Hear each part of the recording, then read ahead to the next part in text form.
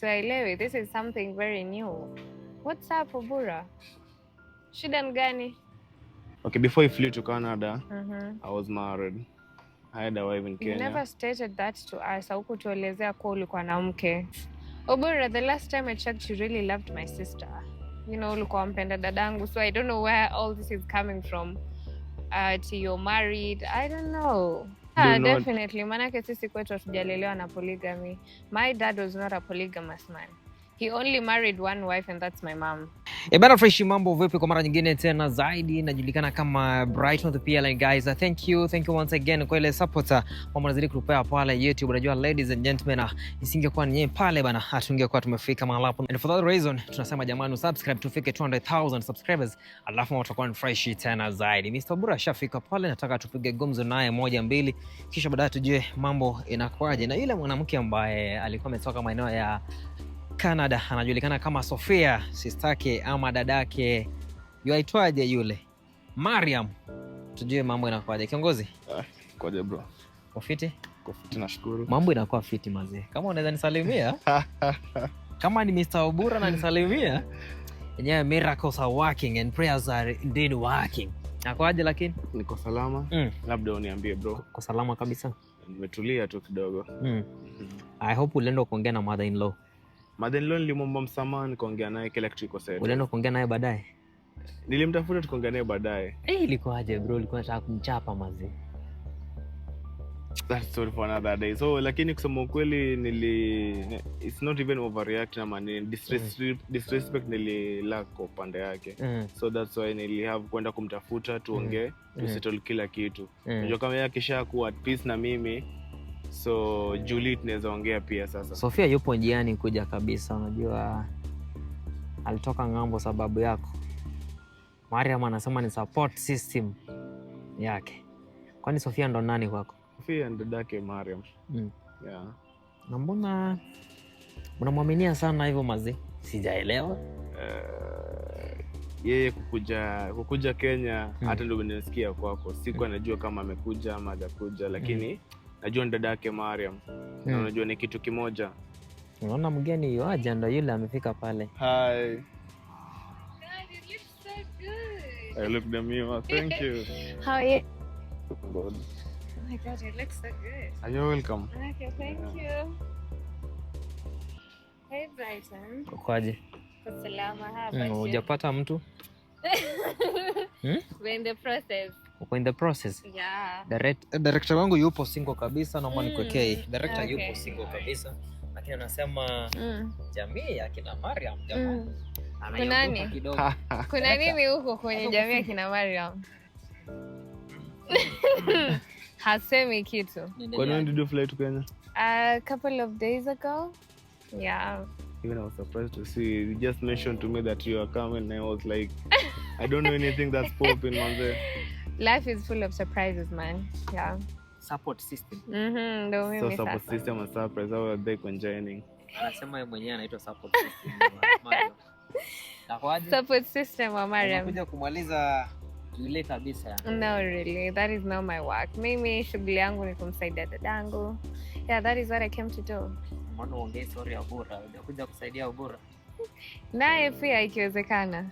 Yeah, mimi sina ubishi na mtu. Kiongozi, mbona jaribu kushare off? Lakini wafikiria nini? Kitu gani hicho kinaendelea? Unakaa mtu akona furaha. Si furaha anakani kama mtu anajidoubt. Sikuwa najua anakuja. Yeah. Because I knew he's still in Canada. But I think life has already offered enough surprises to me. Yeah, you're just ready for anything. Yeah, I'm just ready for anything. Okay. Sasa ni nani kwako?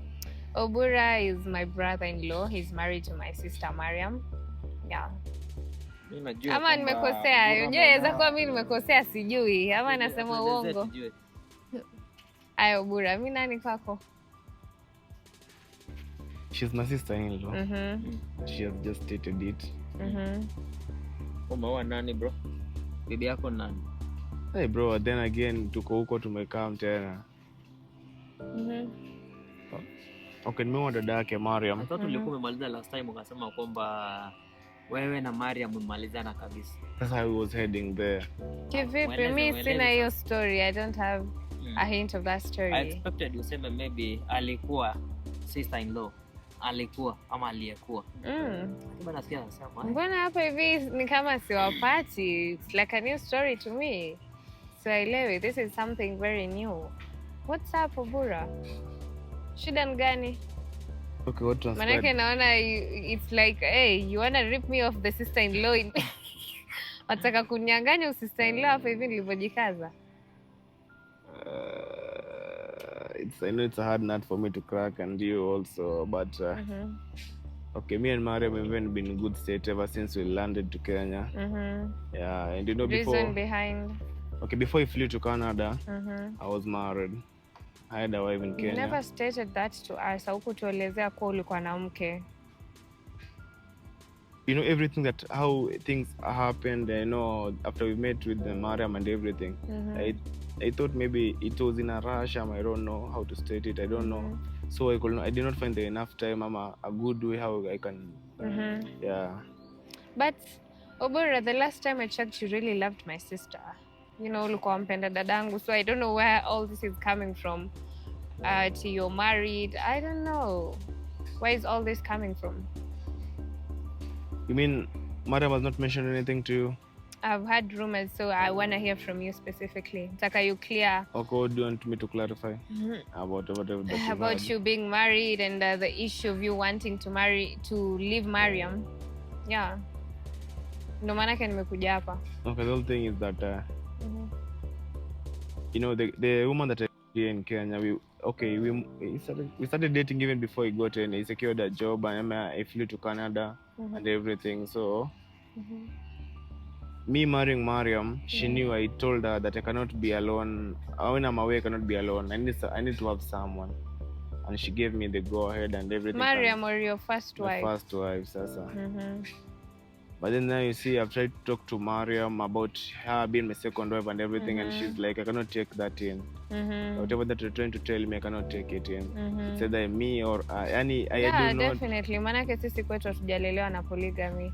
My dad was not a polygamous man. He only married one wife, and that's my mom. Okay, yeah. I get it. But then again, I do love them both, and I was ready to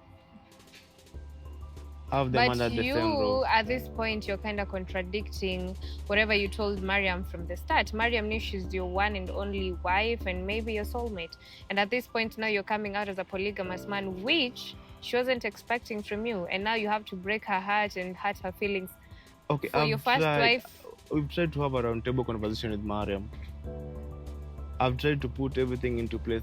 I've tried to talk to her. Like whenever I try to talk to her, she walks away. And the last time that we met, what popped is that her boss, where she was working in Canada, they were having an affair with the boss. How sure are you? Do you have any proof? Okay, I've got even Brighton was here.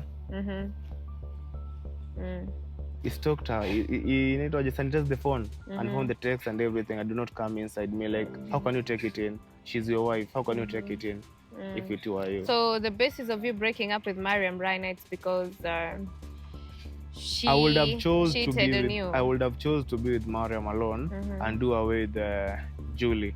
But then again, the person that giving all the effort and everything, I don't. Love is a two-way thing. It's not a one-way traffic. So I do not feel the energy back. If you can cheat on me, like seriously, and everything that she needs, I give her. Like what? Why should she cheat me? Surely. And why would you have a second wife then? Is she not meeting you full way? Is she not meeting you 100%? Because I believe she's emotionally, mentally, or probably financially available to you if she wanted to, or she is actually available to you in all ways. And that's so I don't see I've been why an open book to her because she needs. You weren't an open book, Obura. If you were, then you wouldn't have a second wife who was basically hidden in Kenya wife. for She's all my those. Second. So basically at this point, Mariam is a second wife, which we didn't know, and you're trying to tell me that you've been an open book this entire time, which is kind of a lie because if you were, then Mariam could have known the entire truth. After everything came to limelight, I tried to talk to her. I've tried, but then things haven't worked. Why should I exert the pressure where I feel like I'm no more needed? I'm like, surely. What should I do? What I'm gonna tell you is, it's not like Mariam is not trying to meet you halfway. The problem is you did hurt her feelings to begin with. You lied to her. You are trying to how your to give this play that's not you. It's okay.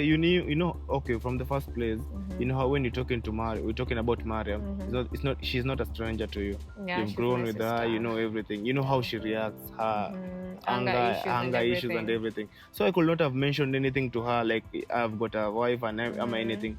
You know things were. So what was the necessity of you mentioning it while you were in Kenya then, if it wasn't a must? Okay, I had flew with her back to Kenya because I wanted to meet my first wife and the second wife. We just have and a you talk. knew how it would go down because clearly you're telling me I did me not expect it because when I flew back to Kenya at the airport, I found my first wife there. That's where everything broke to hell. How coincidentally? Did you tell her you're flying back to Kenya? I told her, but I had not communicated the date yet. So she wasn't sure. She knew the month that I was coming back. She did not know the date. To my surprise, she had come even with videographers and everything. So, like, seriously, what could I have done? And it created a whole chaotic situation. The whole chaotic situation, attention everywhere in the airport. Like, I haven't settled yet ever since I came to Kenya. And I've come to Kenya for a leave for 2 or 3 months, but I haven't then settled. Then you go back to Canada. But I haven't settled. Because everything I feel like life is. How about tuanze kuangalia vitu kutoka upande wa Mariam? Manake pia yuateseka. See ati she's not trying to meet you halfway. Basically at the moment she's trying to process everything. She's trying to protect and process everything.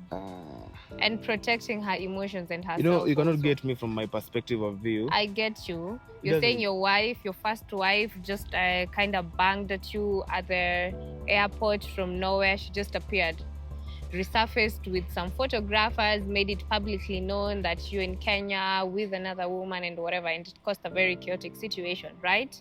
Don't you think this is draining Mariam mentally also as well? You're not the only victim here in this case. Okay, I ain't planned out to be a victim. Okay, you see, but then why should she cheat me with her boss? And why should you have another wife? And I tried to inquire from her, why did you, like, why were you sacked from your work? And she was like, my contract was terminated.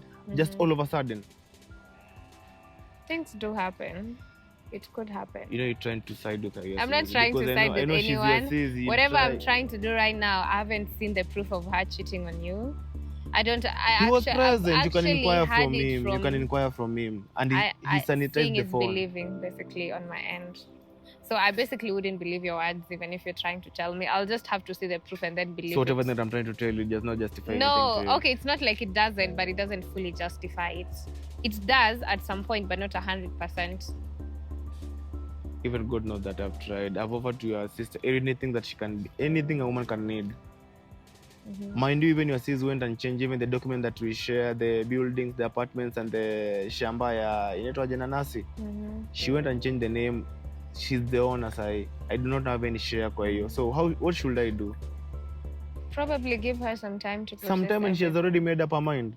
How sure has she made up her mind? She has made up her mind. If she can go and do whatever that she's doing, changing up the documents and everything, like serious. She's pinning me like you. Like I don't know if it's threat or nini. Like utajua mimi nina like who.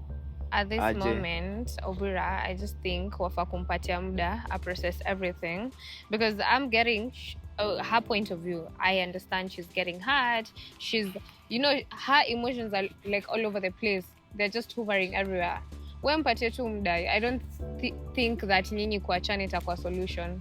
Okay, I think she needs that time to be alone so that I can digest my stuff and put my stuff in together. And then with alone, haimaanishi kuwa nyinyi mwachani. That is not what I do not need that now for now. Sophia, unajua mimi sijaelewa jambo ambalo labda limekuleta hapa sababu nasikia ni kama unajaribu She's already siding. Mimi sibishani naye. Na jamaa wetu. Kama nilivyosema mimi simbishi in the first place. You all are just getting me all wrong. Nimekuja hapa because first of all I wanted to meet my brother-in-law. Okay, ambaye wanataka kuninyang'anya huo in-laws. So basically nimekuja hapa kupatana na Obura, get his side of the story. Nijue kwamba kuwa na mke. I'm trying to explain to you everything. I'm trying to make everything to be crystal clear, but then unipate kabisa. Nakupata, hakuna kitu sijaelewa hapo. I'm smart enough. Hakuna kitu sijaelewa. Tumepata dadako. Yeah, na nikawaambia kuwa mapenzi na Dr. Khan. Na nikawaambia hivi. Sijakataa. Nimekataa kweli. Nimesema on my end. Believe anything. Not until is believing. Kwamba sio tu kwamba simuamini. It's not like I don't believe the guy. Namuamini ila mimi saizi ukija umeniambia umeniuzia shamba, right? I need to see the title deed. Ndio nikubali kwamba ni shamba. Ukija uniambie this entire area is all yours. No, I'll only believe kama nitaona hard copy ya your document, nione this is my title deed. So basically that is how I operate, being logical. Mimi sifuati upepo, sifuatagi maneno basically. So even about how I'm trying to tell you that your sister was smashing with the boss. Na nimekubali, nimesikia, sijakataa. Hapo ndo unipati. That is why you're getting it all wrong. Sijakataa in the first place. Nimekubali kwamba madada huwa wanaficha siri ama wako na siri nzito. Hiyo siri sasa mimi ndo naisikia hapa. Unajua kwamba dadako na boss walikuwa wanafanya kile kitendo cha ndoa. Nikajulia wapi mimi? Taarifa yenyewe nimeipata hapa hivi sasa hivi. This is where I've had it from. And to be honest, whenever your sis goes, whenever you before, okay, you guys are not getting it right. You know, whenever your sis goes anyway, before she does anything, she inquires it from you first. You cannot tell me that she was smashing with the boss and did not know anything. Acha nikwambie Obura, you guys are trying to put me in a fixed position right now. And I'm trying to be as open as possible with you guys. Ila hamnipati. Naweza kuuliza swali sio? Yeah, okay. Nasikiza Mr. Obura anasema kwamba wewe ni kama mwelekezi wa dadako. Ila kitu anachokifanya lazima akuulize kwanza. So kuniuliza he's getting okay, sawa basi. So Mr. Obura anajaribu kusema kwamba katika mahusiano ya dadako na Mr. Khan ama Dr. Khan ulikuwa unajua. Mimi Mr. Khan mimi nilikuwa najua alikuwa boss wa dadangu and that's it. Lakini mshipatana. But you knew they were a thing and you could not even mention anything to me. I didn't know they were a thing. Gosh, you guys are putting words in my mouth. I didn't know they were a thing. Honestly speaking, on a serious note. Unajua hata mnanizungua manake. Hii story yenyewe nimekuja kuisikizia hapa hivi.